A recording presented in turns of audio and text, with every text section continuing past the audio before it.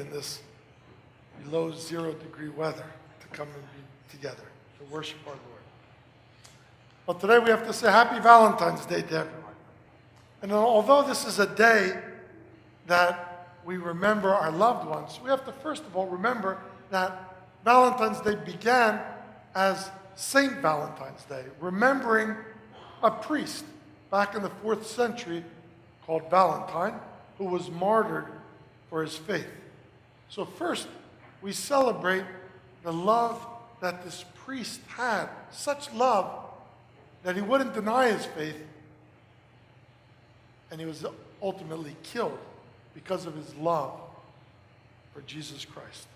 So we remember Saint Valentine, but we also remember in our contemporary society Valentine's Day as a day of love. Of course, this is a very sentimental and expensive day. Do you know that in our materialistic society, we Americans spend over $19 billion today on Valentine's Day? In fact, it's the 3rd most expensive holiday of the year, following Christmas and Mother's Day, and then you have Valentine's Day. So it's a day of expensive love, but it's a day that I want us to reflect and soberly think about what love ultimately means. Love is obviously the most beautiful and the greatest and most desired virtue of life. No matter what we accomplish in life, no matter how much we make, how far we succeed in our profession, if we don't do what we do and we don't live lives of love, we cannot say that our lives are successful. The Apostle Paul summarized this beautifully in his letter to the Corinthians when he said, "Even though I speak in the languages of mortals and of angels, if I don't have love, I am a noisy gong or a clanging cymbal. And even if I have the gift of prophecy and can understand all knowledge and have even such faith as to move mountains, but if I don't have love, I am nothing. And," he says, "even if I give away everything that I have to the poor, and even offer my body as a sacrifice, if I don't do it in love, I gain nothing." So obviously, love is the center of life. Love is the source of life. This explains why we understand God as love. There's one word that summarizes God. It's love. He's the source of love, the inspiration of love. And of course, Jesus is love in the form of a human being. From God comes our source of all healthy and life-giving love. Now, in the English language, we have a problem with the word love. Because we say, "I love you" to my spouse, "I love you" to my mother, "I love you" to my child. We say, "I love my dog." We even say, "I love a good steak." We use the same word, which means a lot of different things. I hope they mean a lot of different things. In Greek, you have a refinement by using different words that make up love. In fact, in the biblical Greek, you have 4 different words in Greek that explain love. First of all, you have what you would call storge love.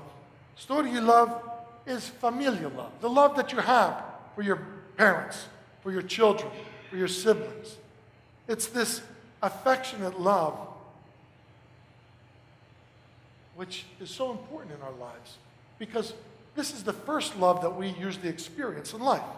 And from this love, we come to understand the other loves in a healthy way. So today, on Valentine's Day, I want us to think about all those who we have affectionate love for, all those who are part of our family. And make a point today on Valentine's Day to express that love to your parents, to your children, to your siblings, and to others. The second type of love, after Storge love, is philia, friendship love, the love of friendship. How much richer and blessed is our journey of life when we have a few good friends. And many of us won't have many such friends, but just having a few people who we can truly call a friend, faithful companions with whom we can share the joys and the challenges of life together. This morning, my brother wrote a poem about friendship, and I want to share it with you because it's a beautiful poem. He says, "A person who accepts you as you are and still raises you up like a bright star. She accepts your vices and celebrates your strengths and seeks to spend time with you at great lengths. She knows how you feel by just your sight and is not afraid to be honest and risk a fight. She is there to provide the warm light when you encounter a very dark night. A good friend does not fear to be with you when you shed a tear. The ultimate gift from above, given to those who show their true love. She encourages you to work hard to succeed and provides support for you to lead. There is nothing more valuable than a true friend, far more precious than gold or any trend." The love of friendship. Today on Valentine's Day, let us express gratitude to those people who are truly our friends. Of course, along with the family love and the friendship love, the most common love we think about on Valentine's Day is the eros love. This is the passionate and erotic love we have for our partner, our spouse, our soulmate. How rich is life when one finds a person with whom to journey through life, sharing all of life's joys and challenges with this most intimate partner. And with this most intimate partner, bearing children who will be the fruit of your intimate love. Not everyone is blessed to experience such love in this healthiest of ways. But for those who have, they realize this priceless and eternal treasure.